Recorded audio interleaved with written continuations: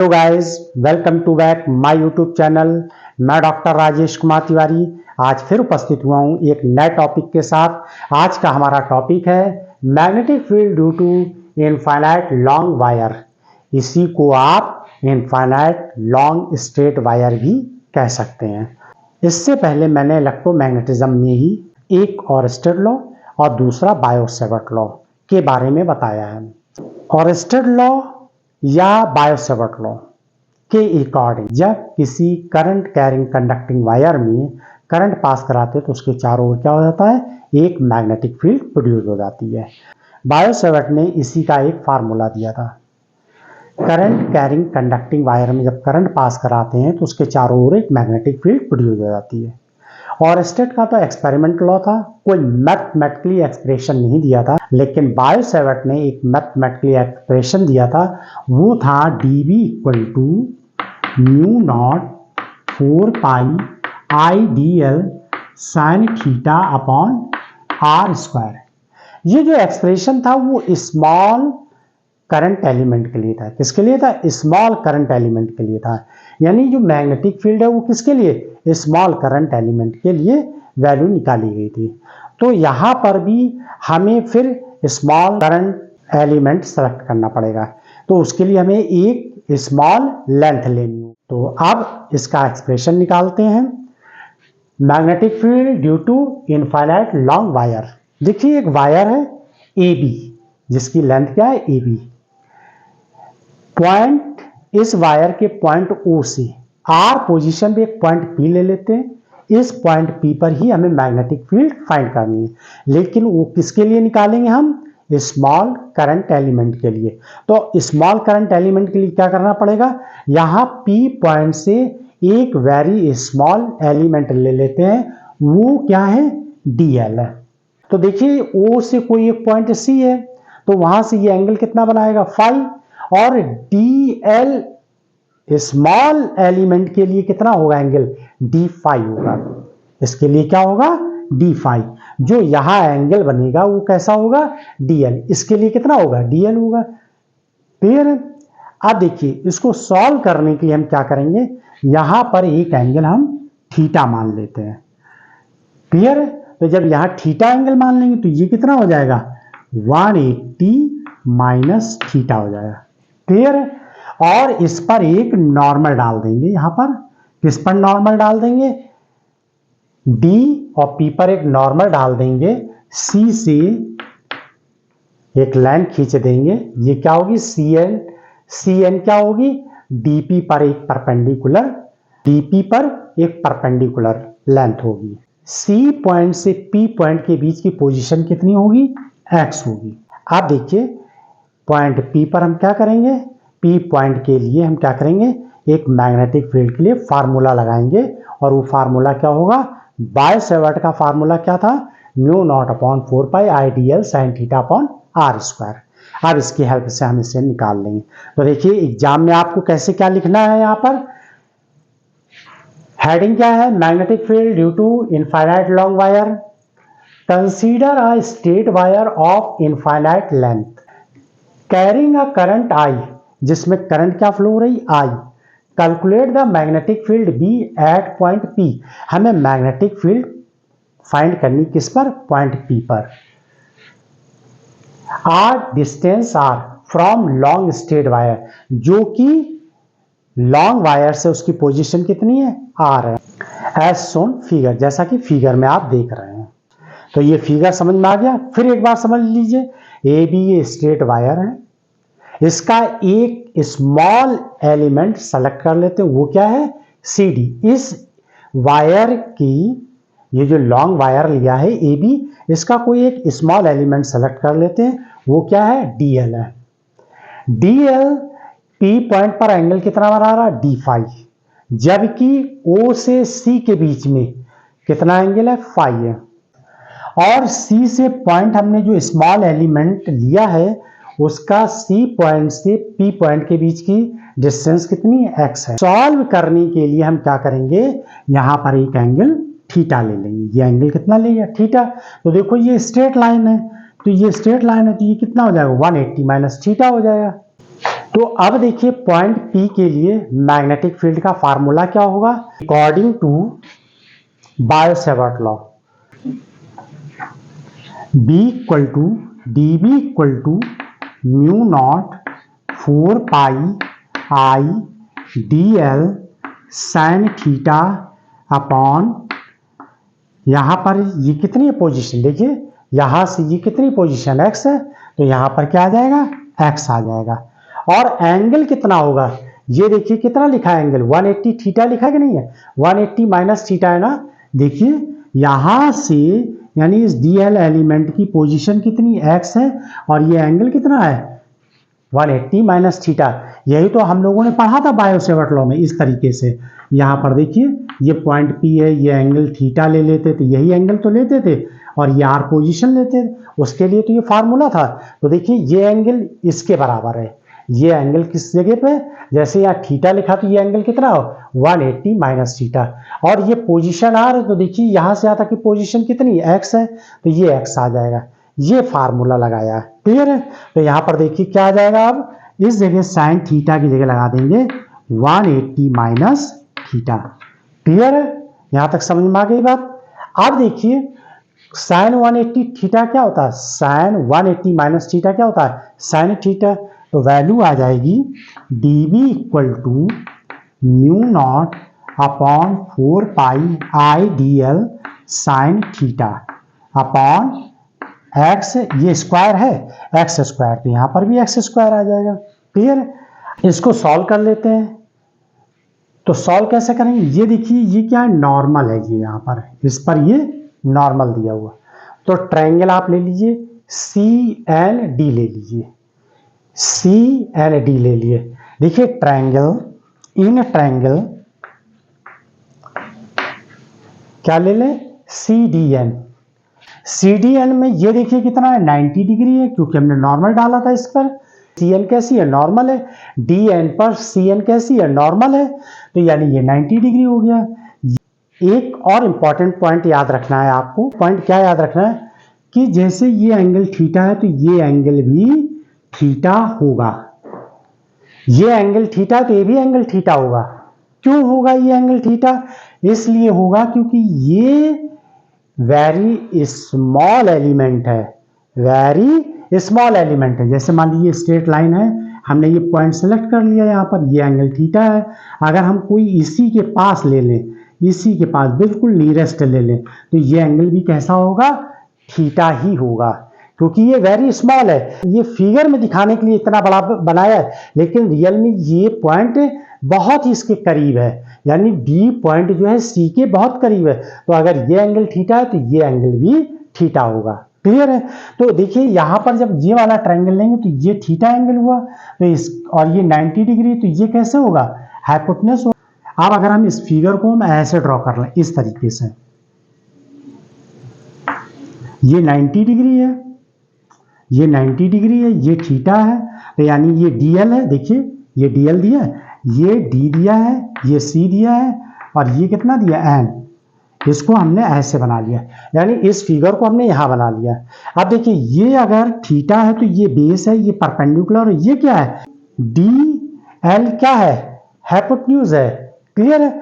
तो अब देखिए साइन थीटा इक्वल टू क्या हो जाएगा? साइन थीटा इक्वल टू हो जाएगा, ये बेस लाइन है, ये परपेंडिकुलर, तो CN अपॉन DL, ये आ जाएगा। क्लियर है? अब हम एक ट्रायंगल और सेलेक्ट कर लेते हैं। एक ट्रायंगल क्या सेलेक्ट कर लेते हैं? वो ट्रायंगल होगा CNP, यानी इन ट्रायंगल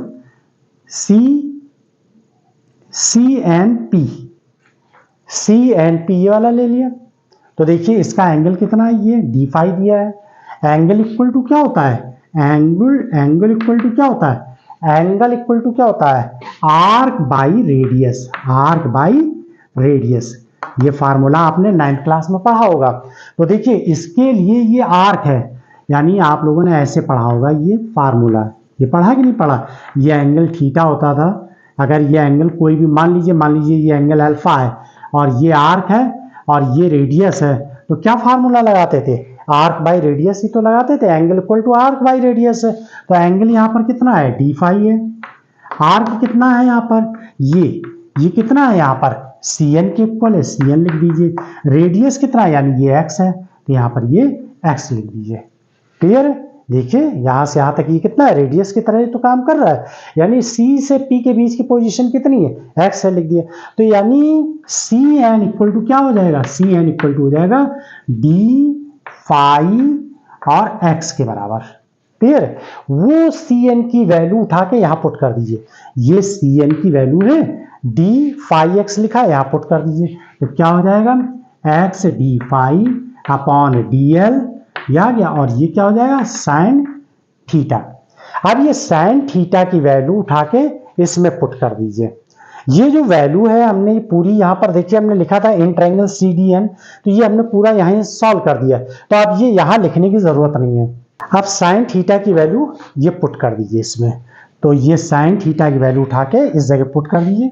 तो dv equal to mu naught 4 pi i d l, और साइन थीटा की वैल्यू क्या है, x d phi upon d l. Clear? D l से डी एल कैंसिल हो गया, नीचे एक्स स्क्वायर भी तो लिखा है, और इससे एक पावर ये कैंसिल हो गई। तो dv बराबर कितना हो जाएगा, अपॉन x, ये वैल्यू निकल कर आ जाएगी। क्लियर है? यहाँ तक समझ में आ गया। अब देखिए x यहाँ पर हमने कंसीडर किया था, हमें ये वैल्यू तो नहीं चाहिए थी, हमें वैल्यू तो चाहिए r के फॉर्म में, क्योंकि हमें वैल्यू तो यहीं से ये निकालनी, x के यहाँ थोड़े निकालनी, हमें इस वायर से, यहाँ से जो ये वायर है, मतलब एक नियरेस्ट पॉइंट की बात करें, ये तो क्या है फॉर हो गया, हमें नियरेस्ट पॉइंट से सेलेक्ट करना है इसको, इसीलिए हमें इसके फॉर्म में निकालना, किसके, r के फॉर्म में। तो अब इस r के फॉर्म में जब निकालेंगे तो यहाँ पर x को रिमूव करने के लिए क्या करेंगे, देखिए ये वाला ट्रायंगल ले लीजिए, इन ट्रायंगल कौन सा, OCP में देखिए ये क्या है, हाइपोटेन्यूज है, ये क्या है, बेस है। तो देखिए cos theta equal to cos phi, देखिए cos फाई इक्वल टू क्या हो जाएगा, r upon x, cos phi equal to क्या हो जाएगा, बेस बाय हाइपोटेन्यूज। यहाँ वैल्यू पुट कर दिए, तो cos फाई इक्वल टू क्या आ जाएगा, r अपॉन x। तो x इक्वल टू क्या हो जाएगा, x इक्वल टू हो जाएगा r अपॉन cos फाई। अब ये x की वैल्यू यहाँ पुट कर दीजिए, यानी ये x की वैल्यू उठा के क्या कर दीजिए, इस जगह पुट कर दीजिए। तो जब पुट कर देंगे तो फाइनली रिजल्ट क्या आ जाएगा, dv equal to mu naught 4 pi i d phi, और x की जगह पर क्या आ जाएगा, यहाँ पर r अपॉन cos फाई, और ये ऊपर चला जाएगा। तो अब इसको कैसे लिखेंगे, यहाँ पर हम dv equal to mu naught 4 pi i d phi, ये ऊपर cos की वैल्यू ऊपर चली जाएगी, cos फाई की वैल्यू ऊपर आ जाएगी, cos phi d phi upon r। हमने क्या स्मॉल एलिमेंट के लिए निकाला था, अब हमें पूरे वायर की निकालनी है। तो पूरे वायर के लिए निकालने के लिए हम क्या करेंगे, इसका इंटीग्रेशन कर देंगे, इसका क्या करेंगे, इंटीग्रेशन कर देंगे। तो इंटीग्रेशन के लिए क्या है, चूंकि हमने इसको माना क्या था, इनफाइनाइट लेंथ का वायर, लेकिन हम मान लेते हैं ये फाइनाइट लेंथ का वायर है, फाइनाइट लेंथ का वायर है। और उस समय क्या होगा कि फाइनाइट लेंथ का अगर हम मान लें, जैसे कि मान लीजिए ये ए बी वायर है, ये ए बी वायर है, यहाँ से हम ये ओ पॉइंट ले लेते हैं, और ये एंगल कितना मान लें, यहाँ पर एंगल मान लें φ1 है, और यहाँ पर कितना हो जाएगा -φ2, ये एंगल मान लेते हैं। क्लियर है? तो यहाँ पर इस तरीके से पूरे वायर के लिए क्या करेंगे, इंटीग्रेशन कर देंगे, और लिमिट क्या लगा देंगे, φ1 से -φ2। देखिए b equal to integration dv equal to integration -φ2 से φ1, -φ2 से φ1 mu naught 4 pi I cos phi d phi upon r। देखिए जो कांस्टेंट वैल्यू है उनको बाहर कर दीजिए, म्यू नॉट 4 पाई आई upon r constant value, integration -φ2 से φ1 cos फाई डी फाई, इसका इंटीग्रेशन कर दीजिए, mu naught 4 pi cos phi का इंटीग्रेशन क्या होता है, sin फाई,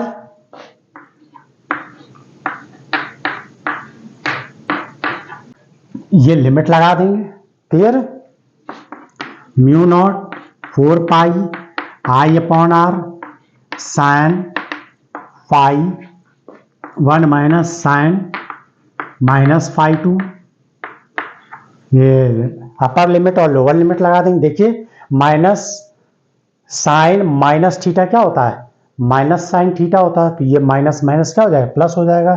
तो b equal to mu naught 4 pi I upon are sine phi 1 plus sine phi 2, यही हमें एक्सप्रेशन इसका निकालना था, यही हमको फार्मूला निकालना था। इसमें आप केस लगा दीजिए, इसमें क्या करिए, केस लगा दीजिए। आप देखिए इसमें केस लगा दीजिए, और अभी मैंने क्या बताया था, इसको फाइनाइट वायर मान लेते हैं। फाइनाइट वायर में हमने क्या किया था, फाई 1 फाई 2 लिया था कि नहीं लिया था, मतलब फाई 1 माइनस फाई 2 ले लिया था।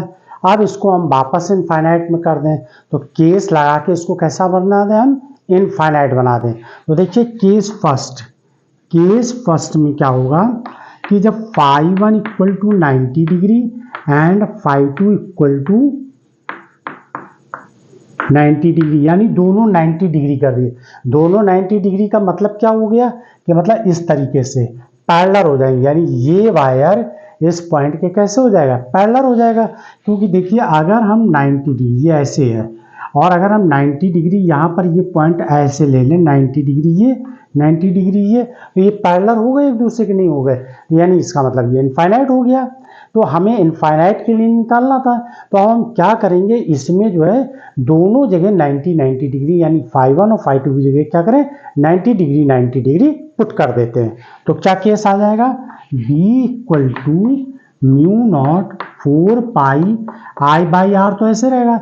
साइन 90 की वैल्यू क्या होती, 1 होती, तो फाई 1 की भी हमने क्या लिखी 90, फाई 2 की जगह भी क्या लिखा 90, तो यहाँ दोनों जगह क्या हो जाएगा 90 और 90, यानी साइन 90, तो क्या वैल्यू आ जाएगी 1 प्लस 1 आ जाएगी। तो साइन 90 प्लस साइन 90, ये दोनों 90 कर देंगे, यानी यहां पर भी साइन 90 हो जाएगा, और साइन 90 की वैल्यू क्या होती है 1 होती है, तो ये भी 1 हो जाएगा और ये भी 1 हो जाएगा, तो 2 आ जाएगा। ये वैल्यू निकल कर आ जाएगी, क्या आ जाएगी, म्यू नॉट आई अपॉन 2 पाई आर। एक केस ये हो गया। केस सेकंड ले लें। केस सेकंड क्या करेंगे, केस सेकंड में जो है हम ऐसा करते हैं कि यहां पर इस जगह 0 ले लेते हैं, इस जगह यहां तो फाई 1 इक्वल टू क्या ले लें 90 डिग्री, और फाई 2 की जगह क्या कर दें, फाई 2 की जगह 0 कर दें, यानी 1 एंड कैसा हो जाए, 1 एंड जो है एंड लेस कर दें, यानी 1 एंड को एंड लेस कर दें, इस तरीके से ये।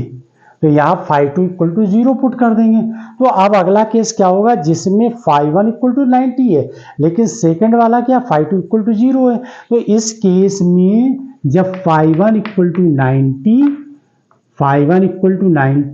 और फाई 2 इक्वल टू कितना है 0, तो देखिए यहाँ पर ये जब 90 पुट करेंगे, इस इक्वेशन में 90 पुट करेंगे तो ये 1 हो जाएगा, ये 0 हो जाएगा, तो यही वाला एक्सप्रेशन आ जाएगा, क्या आ जाएगा, b equal to mu naught I upon 4 pi R, यानी ये रिजल्ट आ जाएगा। अब हमारे पास यहाँ 3 रिजल्ट।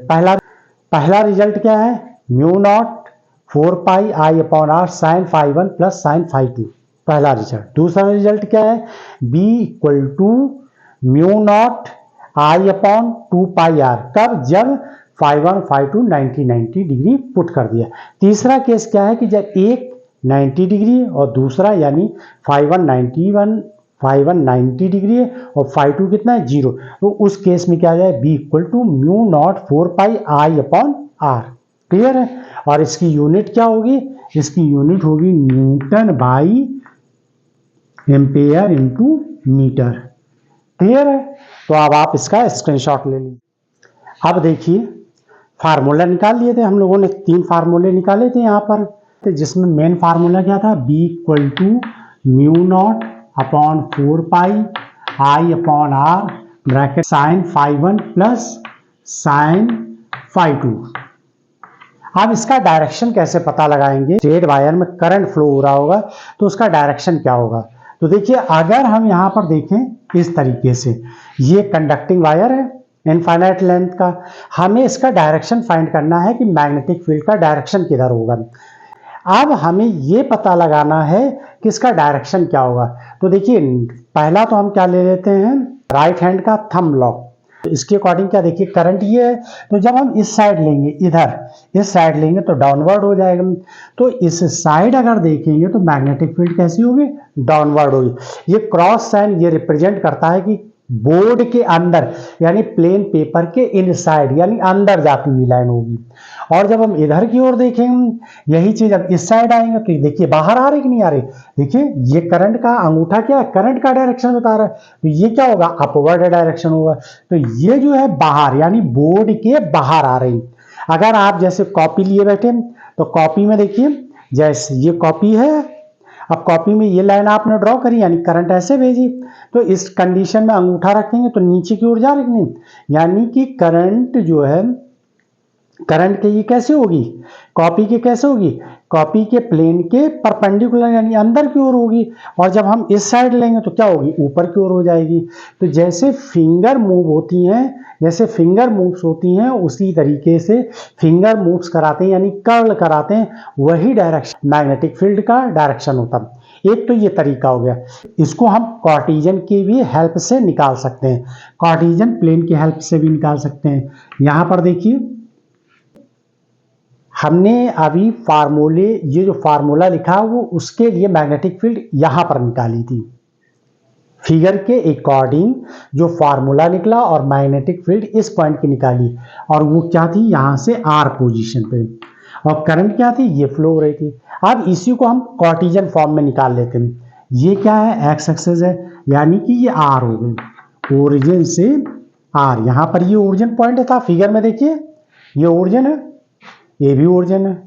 ये एक्स एक्सिस के अलाउंग हमने आर ले लिया, करंट जो है वाई एक्सिस के अलाउंग फ्लो कराइए, यानी ये करंट आई फ्लो हो रही है इस डायरेक्शन में। तो मैग्नेटिक फील्ड क्या होगी, मैग्नेटिक फील्ड अगर हम इस साइड निकालें, किस साइड, इस साइड निकालेंगे तो जेड एक्सिस पॉजिटिव हो जाएगा, देखिए ठीक है। और अगर हम इधर निकालें इस साइड, देखिए मैंने कहा अगर हम इधर निकालेंगे तो अपवर्ड होगा। अब अपवर्ड कैसे होगा ये भी समझ लीजिए, ये एक्स एक्सिस के अलाउंग है, ये वाई एक्सिस के अलाउंग है, तो जेड एक्सिस यही तो हुआ, जैसे ये चौक है तो इधर बाहर की ओर, ठीक है ना, बाहर की ओर है। तो देखिए इधर निकालेंगे तो जेड, देखिए इधर ही तो बन रहा है, जेड इस साइड बन रहा है, तो इसका मतलब है बाहर की ओर, क्लियर। तो ये जो है अगर हम इस साइड निकालेंगे तो बाहर की ओर यानी कि अपवर्ड डायरेक्शन, और जब हम इधर निकालेंगे तो यही जेड का निगेटिव डायरेक्शन यानी इन साइड हो जाएगा।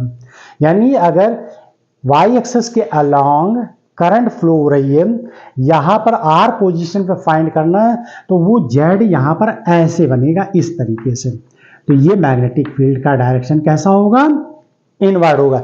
ये चीज कैसे अंदर जा रही, जैसे ये यहां पे बाहर आती है, क्लियर है ना।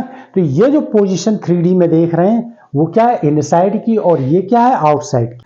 सबसे सिंपल तरीका है थम्स लॉ, इसमें ये करंट का डायरेक्शन है, और ये क्या होगा, जैसे मान लीजिए कि इस साइड जाना है तो जिधर फिंगर मुड़ जाएंगी, कर्ल हो जाएंगी, वही मैग्नेटिक फील्ड का डायरेक्शन शो करेगा।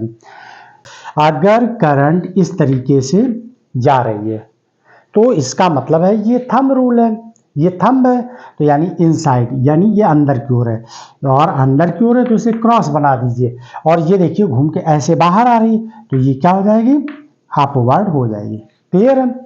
और देखिए अगर ये वायर ऐसे ना हो के हम ऐसे वायर कर देते, इस तरीके से करंट फ्लो कराते, तो सिंपल सा तरीका देखिए, ये देखिए करंट का डायरेक्शन है, ये देखिए करंट का डायरेक्शन, ये अंदर जा रही, बोर्ड के अंदर जा रही कि नहीं जा रही, तो यानी यहाँ क्या हो जाएगा, क्रॉस हो जाएगा। और ये देखिए ऐसे बाहर आ रही हैं तो ये क्या हो जाएगा, डॉट हो जाएगा।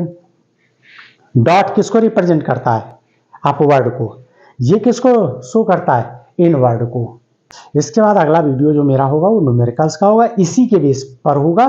तो जब वहाँ न्यूमेरिकल बताएंगे तो और क्लियर हो जाएगा। ग्राफ भी बना के देख लेते हैं इसके। तो यहाँ पर जो ग्राफ बनेगा वो आर यानी ये और ये बी, तो मैग्नेटिक फील्ड क्या हो जाएगी, आर के इनवर्सली प्रोपोर्शनल होती है। मैग्नेटिक फील्ड क्या होती है, डिस्टेंस के इनवर्सली प्रोपोर्शनल होती है। तो यहाँ पर आ जाएगा B inversely proportional to R के। दूसरा ग्राफ अगर B वर्सेस I के भी पूछे तो ये डायरेक्टली प्रोपोर्शनल है। तो इस केस में अगर हम करंट और मैग्नेटिक फील्ड के बीच में ग्राफ बनाएं तो कैसा आएगा, ये स्ट्रेट आएगा। ये कैसा आएगा, स्ट्रेट आएगा। जैसे जैसे करंट इंक्रीज होगी, जैसे जैसे करंट इंक्रीज होगी वैसे वैसे मैग्नेटिक फील्ड भी इंक्रीज होगी। ये ग्राफ मैग्नेटिक फील्ड और डिस्टेंस के बीच का है जो कि इनवर्सली प्रोपोर्शनल है, और ये जो है मैग्नेटिक फील्ड और करंट के बीच का है जो कि डायरेक्टली प्रोपोर्शनल है। तो आई होप कि आप लोगों को समझ में आया होगा। Thanks for watch my video.